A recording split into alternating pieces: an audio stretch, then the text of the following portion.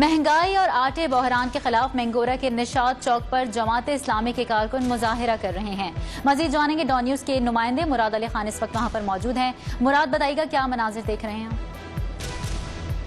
जी बिल्कुल, इस वक्त मैं स्वात के शहर मैंगोरा के निशात चौक में मौजूद हूँ और इस वक्त भी आप देख सकते हैं कि यहाँ पर जमात इस्लामी स्वात की जानिब से आटा बहरान और महंगाई के खिलाफ एहतजाजी मुजाहिरा किया जा रहा है। इस वक्त हमारे साथ जमात इस्लामी के रहनुमा मौजूद है, आइए इनसे बात करते हैं। जी बताएं, क्या मुतालबात है और एहतजाज का ये सिलसिला कब तक जारी रहेगा? बिस्मिल्लाहिर्रहमानिर्रहीम।